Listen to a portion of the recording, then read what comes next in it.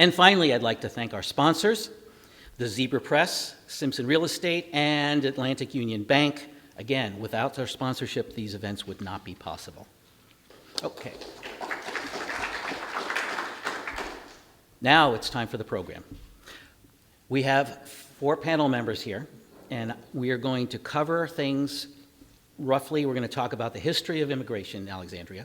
We're going to address some of the challenges, community aspects, and current pressures. I'm using that term in a rather euphemistic way.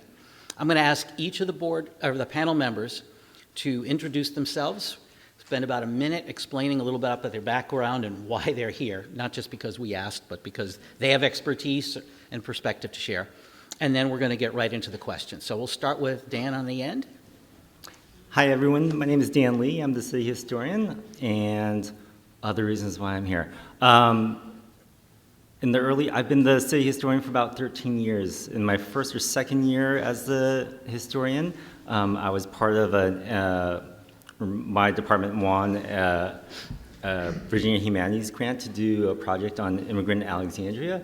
We did about 25 oral histories. I was really excited to find out that one of the people that we did the oral history interview with was John Liss, who is on the panel with me.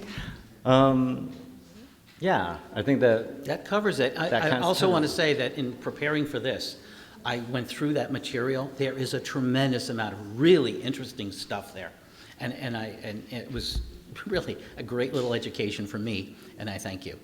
Okay, Gabe. Hi everyone, my name is Gabriel Elias.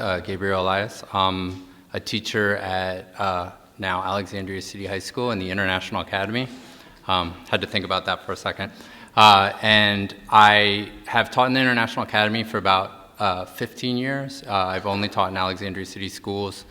I came to this area not to teach, but to work in international relations, but I ended up teaching, and I ended up teaching ESL, which is what the International Academy is, the newer ESL students. So I've been here through all the different waves of immigration in the past 15 years, and I'm happy to be here and talk about my experience. Just for clarity, ESL, English as a second language. Right, and I might say a lot of acronyms because I'm in education and we just throw those things out like our middle name. So ESL, and I may actually say ELL, which is what it is now, and I think it changed to EL recently, so. Okay, Denise. Okay, yes, I'm Denise Dunbar, publisher and executive editor of the Alexandria Times, and I also don't project my voice very well, so you have to bear with me, but I actually don't have any particular expertise on immigration, but I'm a journalist and we're supposed to cover everything and we do our best to cover it fairly, so that's why I'm here. And John. Good evening. John Liss, I'm the co-executive director of New Virginia Majority, and before that I was one of the co-founders of Tenants and Workers United and worked there for about 20 years. And through that, we organize working people, immigrants, African-American, daycare providers, et cetera. So I have about 20 years particularly focused in Alexandria, and then we've been doing statewide work with New Virginia Majority for the last 18 years. Okay, thank you. Gabe, I want to establish something at the beginning for our audience especially, that you are here tonight as an educator and not as a representative of the school system. You are speaking for yourself and personally and not for ACPS, right? That is correct. No, I insisted on that, besides that I didn't want to have to ask permission to various levels. I also wanted to be honest about my experiences and not come here with statistics, but just to kind of reflect on my experiences as a teacher, what I was feeling at the different points, what I noticed, and some things may or may not be completely correct, but they are my own honest experiences. Okay. All right, Dan. We're going to be talking about history here. Okay. When you and I spoke a couple of weeks ago, you said, and I'm hopefully a direct quote, I wrote it down as quickly as I could.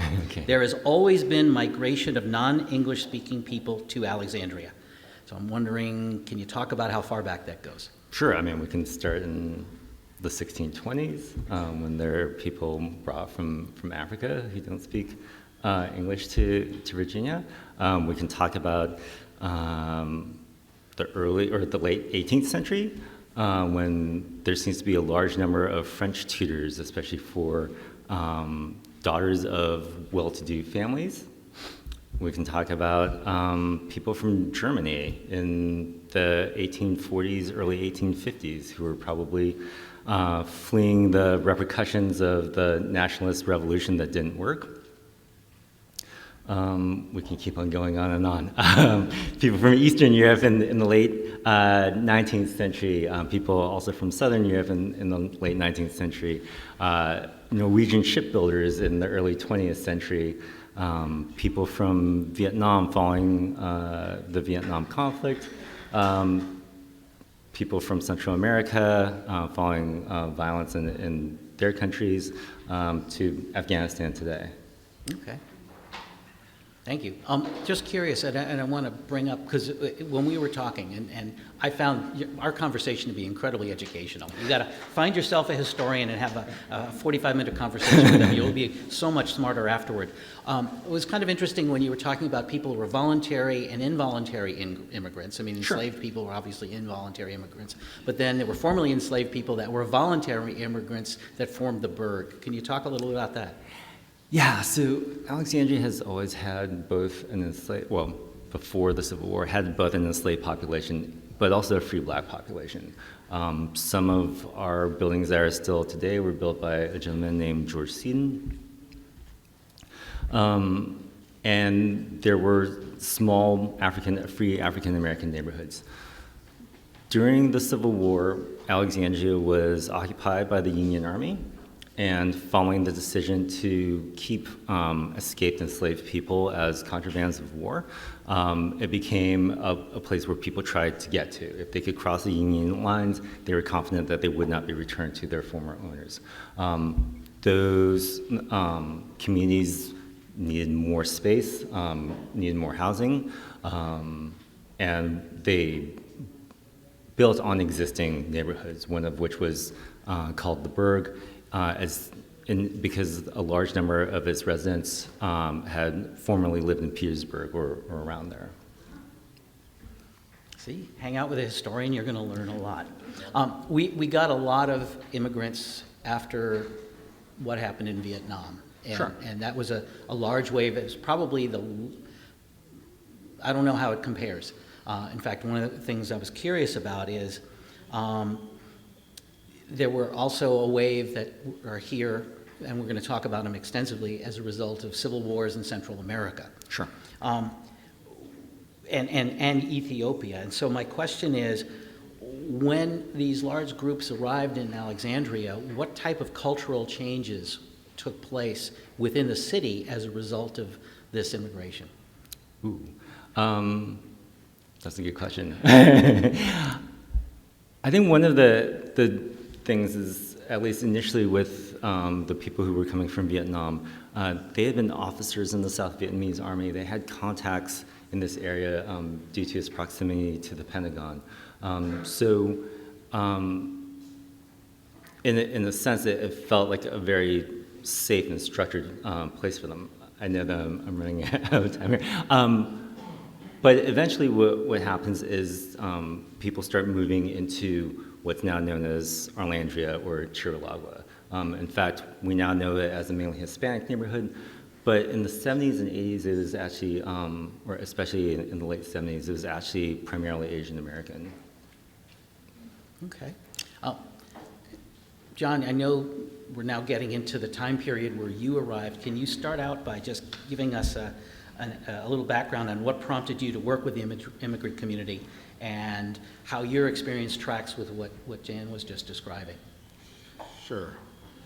So I graduated in, I think, 1981 with, Yeah, all you guys, especially you, Gabe, Lean get in. closer to the mic. Oh. Dave will keep cranking it. Yeah, How's feel this? free Yeah, to can you hear get at a comfortable position for you, because The microphone is your friend. It actually helps to be able to, it helps fighting feedback. we good now? That's good. Okay.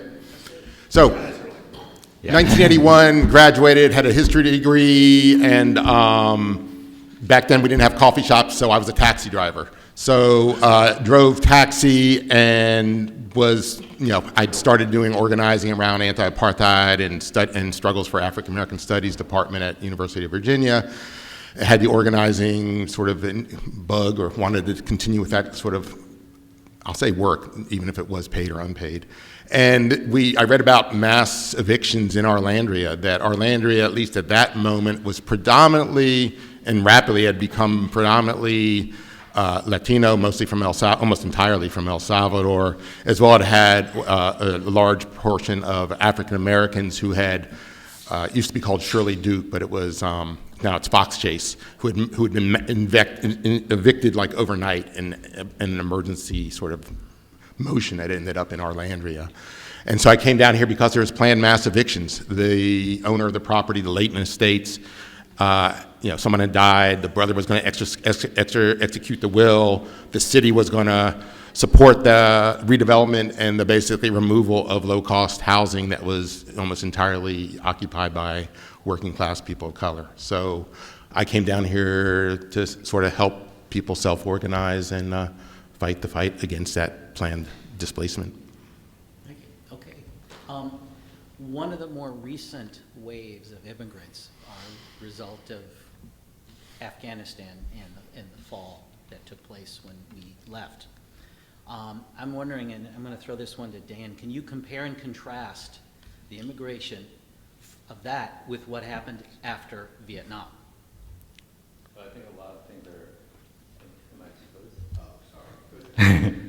I think a lot of things are rather similar in the sense that there's a connection to U.S. military intervention that involves a strong push factor, that the people who are moving from the other country oftentimes have strong connections based on their military backgrounds. So in that sense, you can see kind of a repeat of that decades later. Okay. Now, Gabe, has the high school population of immigrant or non-English speaking kids tracked pretty closely with the timelines that we were just talking about? Yeah, I think it has. You have, so there's two populations of what we call ESL kids. And a lot of people think of the population that I teach, which is the newer immigrants, as your typical ESL kids, ones who have been in the country like 3 or 5 years, noticeable accents, they just got here. And then there's also longer-term ESL students who are, they've grown up here for a couple of years, but they still are culturally and sort of academically rooted back home. And I'd say that the newer arrivals track exactly the patterns that we're talking about. When I started, it was mostly, this was 15 years ago, it was like 70% Hispanic, Central American. First, it was mostly from Salvador, and then a bunch of Honduran students came in, and then the next part was Guatemalans. And then we had a lot of Ethiopians at the beginning of my career. And then there was a period when there were a lot of Syrians, actually, like maybe 2017, 2018, 2019. But since 2020, our big influx has been from Afghanistan, to the point where our International Academy of like 800 students last year was almost half Afghan. And Hammond is majority of their ESL students are from Afghanistan. And Alexandria has over 50% of all the new Afghan arrivals to Virginia, which has a large percentage of Afghan arrivals to the United States. Wow, that's interesting. Denise, your newspaper prides itself on objective reporting. What is your newspaper's approach to covering immigration in Alexandria? Well, I think we try to approach it like we do almost every issue, which is the goal is to have the reader not know what the perspective was of the person who wrote the story after they finish reading the story. Because the reality is that every issue has many facets and that multiple things can be true at once. And so because of that, I think if as I get older, I sort of realize that fact more and more, that multiple things can be true at once. And I think our society would be less polarized if more people would sort of stop and consider that it's not just one thing. And so our job, except on the editorial pages, if we were to write an editorial, it would be expressing an opinion. But in our stories, it's truly, figure out what the various facets of the story are, figure out who to talk with, whether it's Dan or Gabe or somebody or John, and then, do more research to go with it and tell the story as best we can. And then we usually hear from people, pro or con. We love you did a great job, but in a way, you left this element out of your story is actually more helpful because we can then be more mindful of the next time. Yeah, I'm just curious, when you get somebody posing a credible challenge to something you've written because you've left something out, do you go back to the story and revisit it, or do you have to leave well enough alone and move on to the next story? It depends. We have a very small staff, so we actually usually are just caught up in the flow of events. I mean, we thought we had our coverage for this week planned out, and then the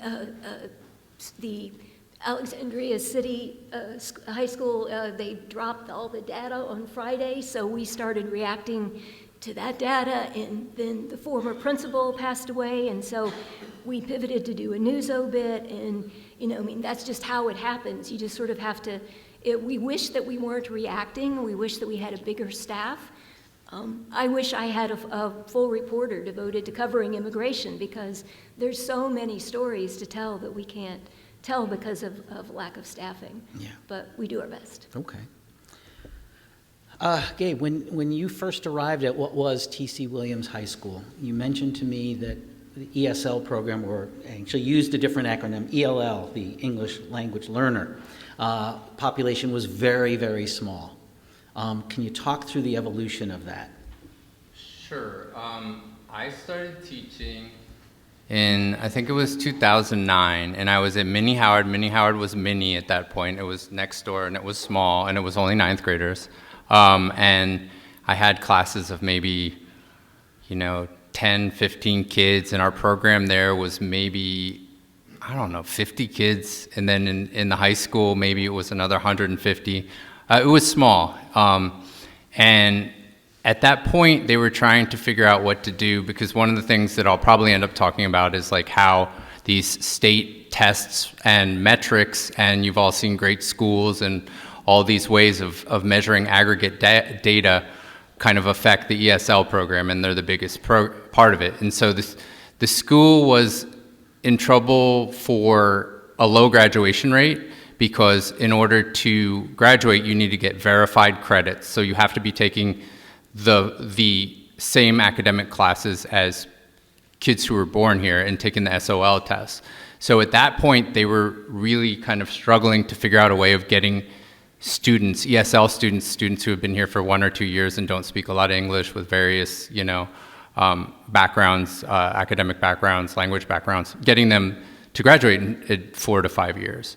So that was the big focus, and at the same time, there was also, right after that, an explosion of immigration from Central America. Question that came in on a card, it's just very apropos of where we are now. Has the idea of bilingual education given way to English as a second language instruction to prepare students for English language education? So in Alexandria City, I've never done any bilingual education. I mean, I'm trilingual and my Dari is not bad, but we've always done a program where the content is in English, but we use something called scaffolding, which is a way of presenting the information. So kid takes World Civ I, they have to take a test on the Peloponnesian War. You have to kind of break that down at different levels so different level students can understand the wonders of the Peloponnesian War and score well on the tests. It's a great war. But it's always been sort of that model, and it's adapting to what the requirements very specifically are in Virginia. Okay. John, when someone arrives in Alexandria with few resources, which is apparently the norm, what are their most pressing needs? Which ones can be met, and which ones were a real challenge to meet? So when people arrived, and again, I'm going to really focus on the period from the mid-'80s to like the early 2000s. We're not talking colonial America right now. Right. And so just a little before my time. And so people come, housing is always a crisis. People can sort of stay at a friend, a family member on a couch for a certain period of time, but coming up with that, finding a job that pays a living wage is really hard. Most people can find jobs eventually, but then finding health insurance with that job is a rarity. So finding health care, is fine until basically the emergency room becomes your sort of doctor of not choice, but of reality. And so that leads to high medical bills. And so I think it's all blended together. And if you have children, trying to get them into the school is the first hurdle. Once they're in there, it's actually a pretty decent system. Once there's the original registration, but once they get in there, there's a pretty decent system there, and sort of a welcoming environment. I feel like at the elementary schools and on. So it's a range of things. It's a lot. Are there things that are just a bridge too far, unmet needs that there isn't a support system to cover? So people get by squeezing families into one-bedroom apartments or squeezing two families into a one-bedroom apartment. People get by eating less. People get by working a second or third job. So people get by. People are very desperation breeds a lot of creativity and a lot of hard work, but I would hardly call it necessarily thriving. People are getting by as best they can under sort of difficult circumstances. I had a taxi driver from Ethiopia show up at my office. I was talking to him on just recently, like Friday. He said, well, I'm making $36,000 a year and I've got a family of 5. Where can I live? I pulled up all the resources. There's nowhere he can live. Okay. Gabe, school system does well. So that's in part because of the International Academy. Can you talk a little bit about International Academy? I don't think, certainly I have no school-age kids, so until you and I spoke, I had no idea what it was. I suspect a lot of these guys are in the same boat. Can you give us a little overview of the International Academy, what led to its creation? Sure. Well, it arises, it's the 3rd floor of King Street building, first of all. That's where we are. And it arose from what I was talking about before, which was there was a major problem with the graduation rate, because if you were just coming here and your family was struggling to make ends meet, and you had to be in school for 7 years to get your diploma, you're going to stop after 4 years when you come of age and go and get a job. And so the Alexandria graduation rate was very low.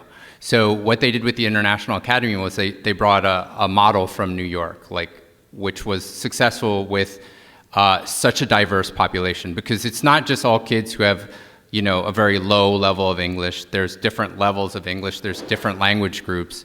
And so it's a model where they're in classes that get them credit, and with all sorts of different languages, not just all Spanish. You got Afghan, you got Spanish speakers, Ethiopians, all different levels.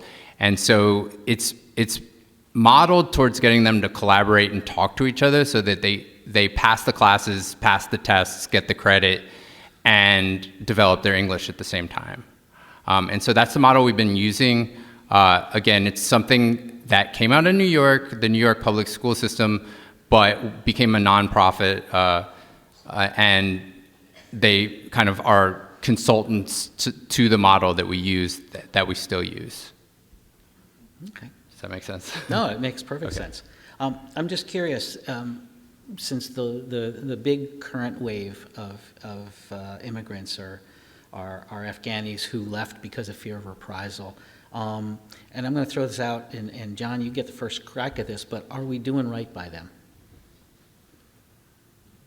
It's a complicated question in the sense of supporting people that support you is an important sort of principle, right? Mm-hmm. But also having a 20-year war in a country, devastating the country, and all that is entailed to that is pretty bad too. So yes, you should follow through on your obligations to folks who were with you, and yes, we should examine how U.S., even today, how U.S. foreign and imperial policy, how it impacts the whole world. That I think the basic thing is, I think the English immigrant rights movement sort of says, we are here because you were there, and I think that's apropos for what happens here.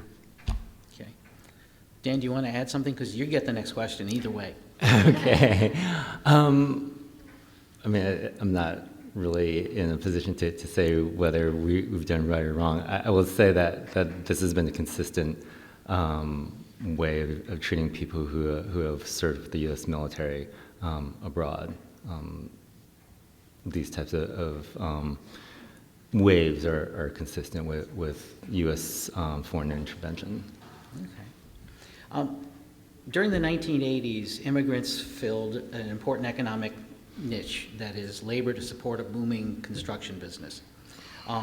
So my question is, what other niches have immigrants filled over the years? Over the years. And we can go back as far as the historian wants, but I think it's an interesting, just to reference a little bit of the conversation we had before, there's typically pull factors and push factors. A pull factor is, hey, there's great business opportunity or economic opportunity, and a push factor would be, we got to get out of here because our government fell. So to the pull factor, what other pull factors might there be? Right. So the question is, why Alexandria instead of why not the U.S. in general? Mm-hmm. We can talk about in the 1910s. There was a strong Norwegian immigrant community. It was almost all male. They worked in the shipyards. After the shipyards, you have to be aware that there are other things going on. The technology required to build a ship that's seaworthy, all of a sudden you need a much deeper keel. The Potomac isn't deep enough to do that anymore. So when the shipbuilding jobs dry up, the Norwegians leave and they go to where other Norwegians are, which is generally like the Minneapolis or the Minnesota area. I want you to keep that in mind because we're going to come back to Alexandria, to the Twin Cities in a little bit. Another major factor was the Potomac Yard Railway station, we can call it that, or rail yard. It requires a large number of what we can call unskilled labor, and that attracts people of different colors, different languages, different religions, especially in this particular case from Southern and Eastern Europe. I think those are ones that we can start with. All right. Gabe, it can't be easy for the school system to plan for the next outbreak of hostilities in foreign lands. How have you seen, remember I'm not asking you to speak for the school system, mm-hmm. How have you seen the school system or the schools deal with unexpected influxes of kids? Well, it's interesting because enrollment is in the news. If you follow any of the many Alexandria school Facebook groups, enrollment is down, and a lot of the reason it had been up over the past, I'd say 7 years, was they were never really able to predict the influx of ESL and immigrant families. Like, for example, if you had told me 6 years ago that we would be 50% Dari and Pashto speakers, I would be like, huh? Like, where's that going to come from? And so we have to build it in because the school starts out with a number of FTEs, a number of positions, right? They're going to be cut because of the budget. Some positions will be cut now because enrollment is down and the budget is tough. You'll see that in the news. And so we would try to predict, like, we'd have maybe some teachers co-teaching or some classes smaller or teaching 2 subjects at once. And then as the population would go up, because people immigrating are not coming here on our school schedule. In fact, we'd always joke around Christmas that would be when we get a lot of the Central American immigrants, and we were never sure why. We think that might be their school year, and it might end at that point. But then we would sort of divide and conquer and try to get through the year each year. And that's what we do on a building level, and I think the district's challenge is to figure out how to do that on a district level while running an entire budget with all the needs and wants that there are in this district. So it's tough. All right. Question that came in, of the kids that get scholarships at ACHS, I don't want to say T.C. Williams, what fraction or how many of them are ESL or ELL kids? That's a great question. I'm really glad you asked that because I can say the name of my colleague, John Humphrey, he actually has a class which is very specifically, it's called College Competencies, and he teaches these first-generation new ESL students the ropes on how to get your kids into good colleges and what colleges look at, from his own experience with his daughters. So to give you a percent or a fraction, I can't tell you, but I can tell you that in the last 5 years, we've had students go to William and Mary, George Washington on free scholarships, all around the place, and in that area we've improved quite a bit, and it was very much through his work. But the majority of our students do not necessarily go this route. There's a high level of interest in family business, the trades, the restaurant industry, and especially people who don't really have the luxury, families don't have the luxury to send a child away for 4 years, even if with a full scholarship, and to forfeit, that source of income. So, yeah, good news on that one front, but still it's not the majority of our students. John, has the Commonwealth or the city made changes that make it easier or harder for the immigrant population? So recently, in their recently completed legislative session, House Bill 1441 basically puts a lot of limitations on cooperation between the sheriff or police and ICE. This is House Bill State House Bill. So it's basically that cooperation can only happen now if there's a judicial warrant is essentially now required. So was that just signed recently? Yeah, I think it was last Friday or Thursday. Okay. So very So recently. very the ink is still recently, wet. So that actually will fundamentally alter the relationship between the sheriff's office and the immigrant community, in the sense of you need a judicial warrant to turn somebody over as opposed to a whim or a feeling. Have you seen changes in the relationship between the city government and the immigrant community? So when we first started doing organizing here in Alexandria, as I sort of noted in the Orlando community, the notion was how can we redevelop this area and get, the problem wasn't poverty, the problem was the people, so how can we redevelop this area and move people out? And then through the course of all these years, I think there's a different attitude and a different approach. Now, we did create one housing cooperative after 10 years of effort that started off with the city in dire opposition and ended up with the city investing several $1 million to help the Orlando Chiricahua Housing Cooperative. Similarly, there's if you drive down Mount Vernon Avenue near Orlandria, and you see three large buildings going up. That's 400 units of apartments that Evelyn Arrutia, who's now the executive director of Tenants and Workers United, was really working hand in glove with both the city, nonprofit developers. That was some of the leftover COVID money, package that all together. So actually in a city where often units, big complexes are built with 2 or 3 affordable units, this one will have, I think all 430 units are affordable. And in particular, because this is relevant to the incomes in Alexandria, 2 things. One is there is a priority for people who live in the area or have recently been displaced from Alexandria, which is good. And secondly, 30% of the units are set aside for people earning 40% of area median incomes. Well, if 2 working class folks at close to minimum wage or whatever you're earning now, that puts you right out at about 40% of AMI. So seldom does that happen. And this was, I think, a unique opportunity, and the city, help was very important in sort of packaging and supporting financially that deal. Hey, Denise, do you think there's a language-based information gap affecting the immigrant community? In particular, do you think they have access to news and information that would help them succeed?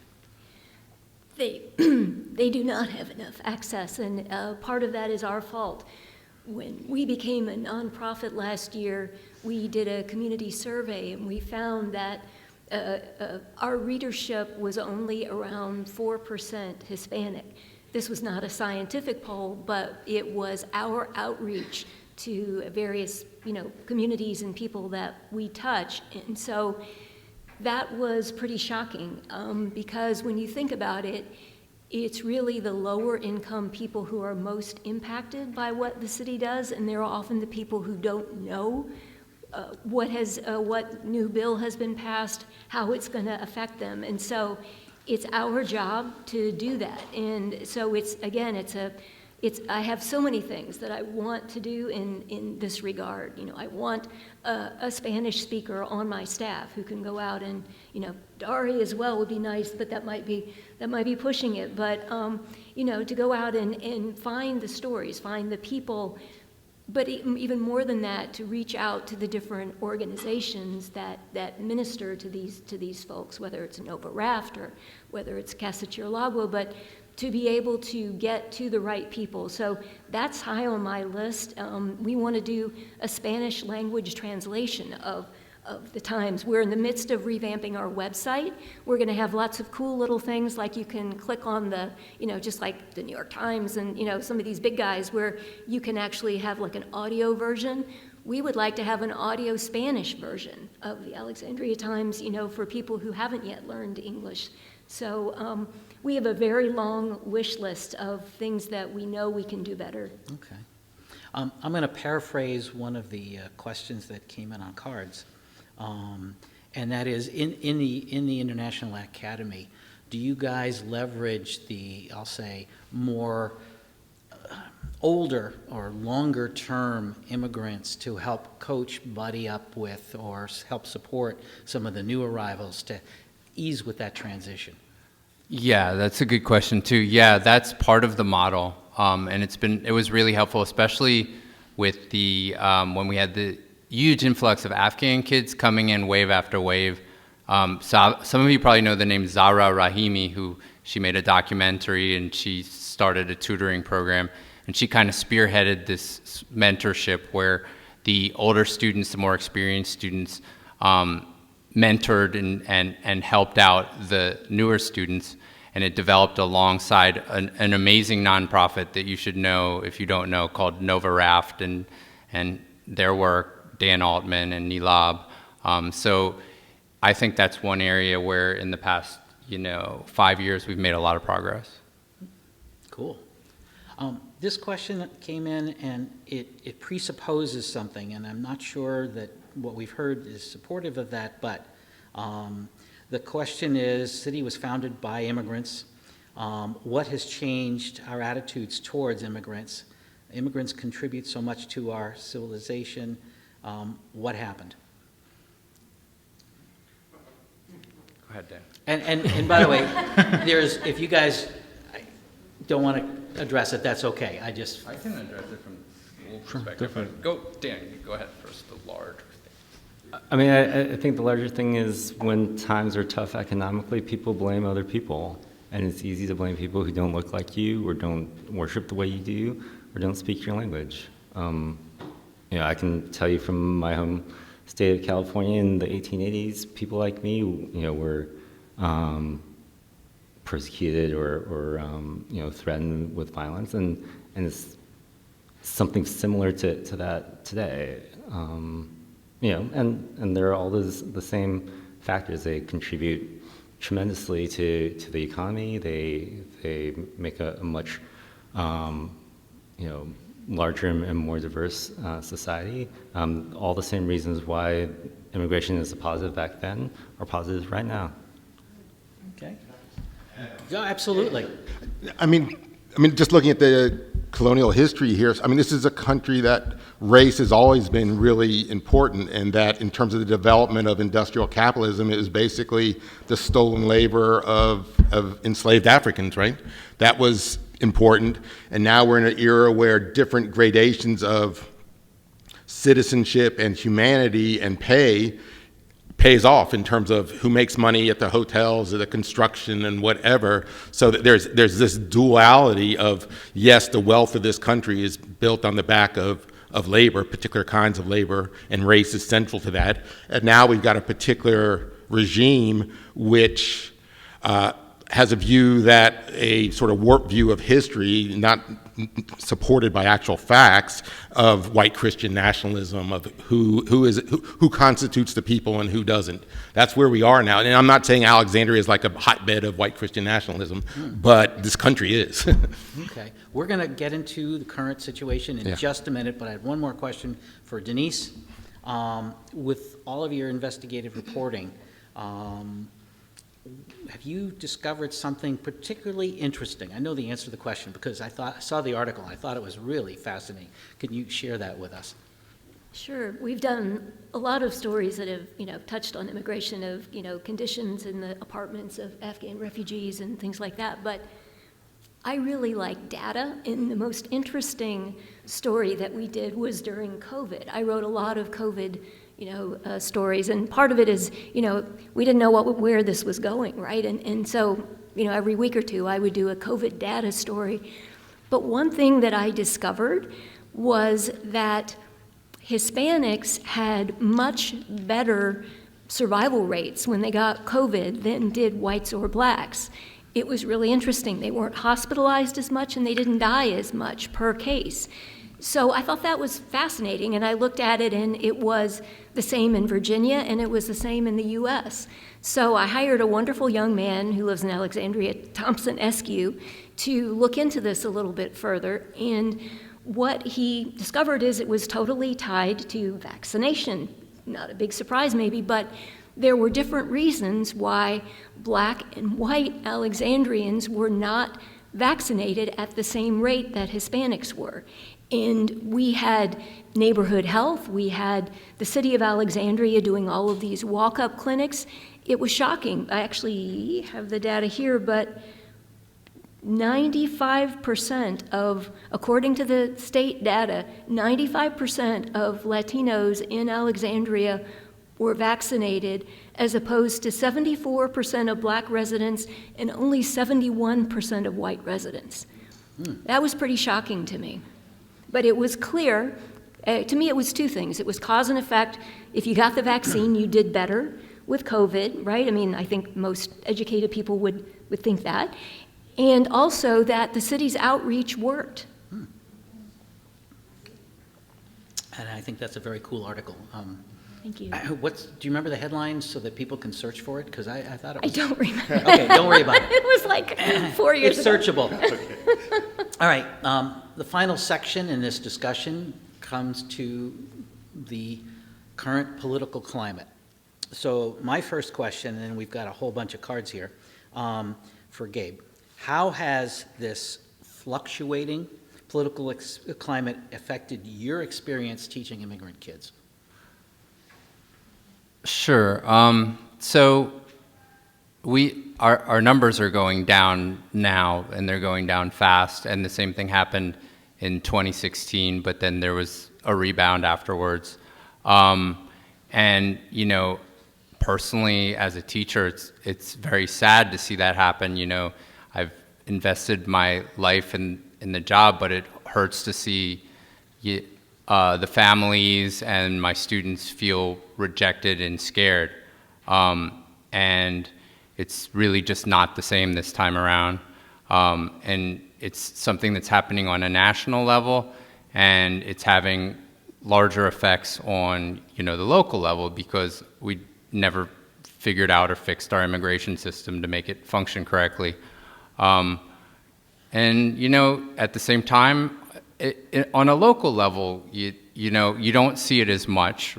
Obviously, I'm from a more conservative area, from Ohio. But at the same time, it's a struggle. It's always been a struggle at the local level for my students and their families to fit in at the same time. It's one thing to be welcoming, but it requires a lot of resources to do this right. And we've had these giant influxes, and we just have never really had the resources. And so at the same time, it's been very difficult for them, and I don't feel like, even though it's a very welcoming environment, perhaps they didn't have the same kind of welcoming experience as we think they did. So it's a very complex thing, and the fluctuations just add to the complexity, and this is a very difficult time for sure. John, you've been working with the immigrant community very closely, and obviously the current administration has taken a very different approach than previous administrations, except the last time they were there. What effect has that had on the immigrant community? So it's had a very chilling effect. Just leaving the house is, putting your life in this country at danger, regardless of what your status may be. So like in Alexandria, this is back last summer, this is like August, I think it was. They came by, found 8 roofers up on a roof at an apartment complex, and arrested 8 roofers. I mean, they didn't have a warrant or anything else, just grabbed them and arrested them. They pulled up there is an advantage to free buses. They pulled up to a bus stop, and 2 folks were there identified as immigrants. The woman who sort of knew what was going on got onto the free bus and took off, but the other guy tried to run away and was arrested again. Just so the response, like even when we have community meetings and other things, initially, now I think people are stepping out a little bit more, was basically stay home, maybe go to work and come right home, figure out how to go shopping, et cetera. And this is both in here and throughout the state of Virginia where we do organizing. So and people are still organizing. People are pushing in ways they can. They are doing legislator meetings and all those things to try and move some of the state laws that will create some better protections and obstacles to the federal sort of intervention that we've seen. And also, Kristi Noem disappearing was helpful because we were so close to D.C. There was like publicity shots on the regular coming out here to Alexandria, Arlington, and elsewhere in Northern Virginia, which was all just about, So they were doing it just so they can get footage, so Yeah. they can say, look what we're doing. Yes, theatrics, yeah. Wow. The spectacle. Denise, as the newspaper person on the panel, what effects have you seen arising from ICE in the community? Well, I personally, the week after those raids in Alexandria, which we covered in the Times, I was doing one of my daily walks around Old Town, and all of a sudden this Hispanic woman came rushing past me, and she had a terrified look on her face, and she kept looking back over her shoulder, and she was talking on her phone, and I was walking fairly fast, and she was going way, way past me until she was out of sight, and I kept watching her, and I kept looking back, and, she was terrified, and she was terrified of getting picked up, and, it's one thing to read about it, but it's another thing to actually witness another human being that terrified of being snatched off the street. So, that doesn't really have that much to do with being a journalist, just being a person. But, we've also covered, the controversy with Sheriff Casey, and, I feel very bad for Sheriff Casey. I think he's doing his best to do his job, but I think that he's made a different decision than some of the other localities nearby have made. It sounds like this new bill may take that decision-making away from, local authorities. So I have to say, as I've been sitting up here, I've got 5 more stories that I want the Alexandria Times to write, just from what everybody has said up here tonight. So we'll cover it as best we can. I will say that in preparing for this, I read the text in the Commonwealth Code, and like so many other bits of legislative stuff that I have looked at in the last 2 to 3 years, it is clear as mud. It is not well written. It's ambiguous. I don't know whether it's because they're written by lawyers or something, but they really need real people to read these things and make sure that there's no ambiguity. When you and I talked, you had mentioned that the governor might be signing this bill, and it sounds like having that signed will make a huge difference, because the way the bill was written before, there was a may, but the may wasn't clear whether it applied to the timing or the option of cooperation. And so I also feel for Sheriff Casey, because the legislation sucked. There, I said it. Temporary protected status was created so that people who are coming from dangerous or hazardous places could come to the U.S. and be given a path to at least staying, if not to citizenship. The current administration is in the process of turning off TPS for a number of groups. I almost think I know what the answer is, but how are people reacting to that in the immigrant community? And I'm going to throw this one to you, John, because you're... I mean, most or many avenues are being shut down from asylum. Somebody like internationally recognized that people need the right for political asylum if they're facing prosecution. So all these things are being tamped down. And in fact, the only exception may be white South Africans. But other than that, there's nobody else actually getting in and being welcome, we'll say. This question came on a card, but it may be OBE at this point. A cooperation of the Sheriff's Department with ICE, is that something that's affected the immigrant community, or is that only relevant to those who have been incarcerated for other reasons? It's a gateway approach to arresting and deporting people for what would, if you were a native-born North American or a U.S. resident, you would spend a day in jail or a week in jail or whatever, and then you would be out. But if you're an immigrant and of a particular status, on your way out, Sheriff Casey is handing you over, calling up immigration and say, come scoop this guy up. So it wouldn't happen to probably anybody else in this room. So, and that's a choice. I mean, we can sympathize with it, but it's a choice. Okay. Just given what you guys have been talking about, is there anything that has come out during this discussion that you guys, any of you, feel is actionable? I think Denise has got an answer to that, but actionable in terms of something you've learned that could help you in your normal endeavors?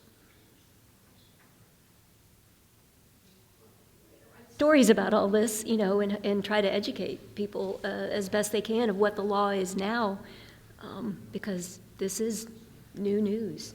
Yeah, okay. I was holding this question, but I think it is still worth asking. Apparently, and I'm reading the question that was provided, Bolivians were at one point the second largest group of new immigrants in the DC area, but not so in Alexandria. Do we understand why that may have been the case? I mean, we have some Bolivians. I don't know why that's the case, but I mean, it has to do with familial groups, right? So we have a lot of Colombians right now, and we can't quite figure out. Some of them like Petro, some of them don't like Petro. So there's no reason why necessarily they're choosing here or Florida, but it's mostly familial ties. So that's. And from experience, like different members of our organization, so Loudoun County, Falls Church, Arlington, they're all pockets of Bolivians, and again, family groups and what have you, as well as religious institutions that was welcoming to Bolivian religious customs or culture. So there was a bunch of different pockets, but Alexandria, for the most part, wasn't one of them. Okay. I have to assume that part of that was also that, Afghanis had connection to the military, Vietnamese had connection to the military, and so Alexandria was kind of a natural place for them to reside. Gabe, are you familiar with the New York system having to do with, this question is, has the New York system resulted in a higher graduation rate? Does the system change to mix of courses that are required to graduate? Do you have any idea what? Yeah, I kind of know where it's going. Okay. So What's being kind of asked is this international system in New York, if it's more successful than, is it a successful model? Why is it a more successful model? Is it more successful than Alexandria? So we use this model, but again, the requirements in Virginia are different. In New York, they don't take, the test requirements are different. There's more opportunities towards getting credit for trades-based pathways, for example. There's more leeway there.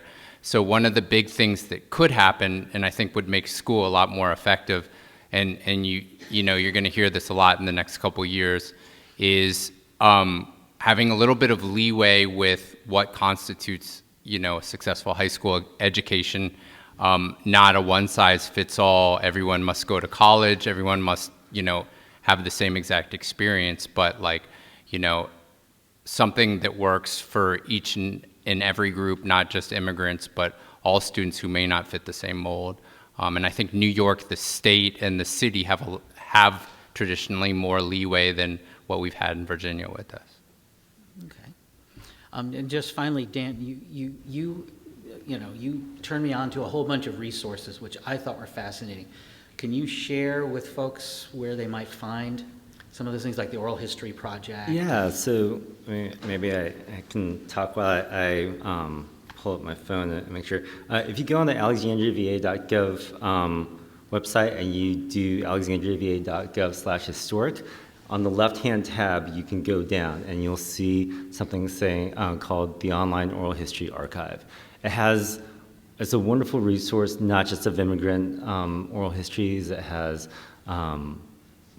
former city government officials. It has longtime business leaders, longtime residents, going well back before it started in the early 1980s. And it's a really, you can read the transcript. We've also had to convert some of the audio files from VHS and beta tapes to current technology. And I think it's one thing to read statistics, of course, right? But it's another thing to understand the stories of why people come to Alexandria, why people stay in Alexandria, and what's made Alexandria a place that they want to spend the rest of their lives. Yeah, it is fascinating. I strongly recommend it. It's just cool stuff. All right, with that, I want to thank our panel for a really enlightening discussion. And before we adjourn, do you guys want to want to do a last word? Finish up the story about Alexandria to Minnesota, which is following the Vietnam War, the Hmong people actually came to Alexandria, and we have in our Lyceum, which is like the Alexandria City History Museum, we have like this blanket made by a Hmong woman.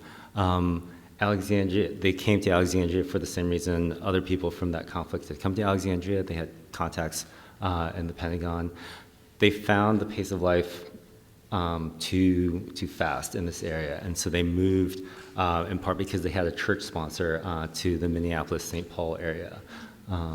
And so just as people come to Alexandria for specific reasons, they also leave for specific reasons, and we, it's not just the Norwegians, and it's not just the Hmong, but the fact that both of those groups moved to Minneapolis is kind of like a nice closing of the circle, I think. All right, thank you, and thank you all for attending tonight.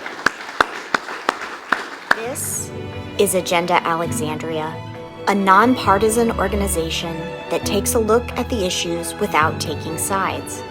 Whether it's the city's sewer system, education, public safety, climate change, or perhaps a look back into Alexandria's history, Agenda Alexandria is here to shine a light. What makes the organization so successful is our people. The people who run it, our panelists, our moderators, and of course, our members.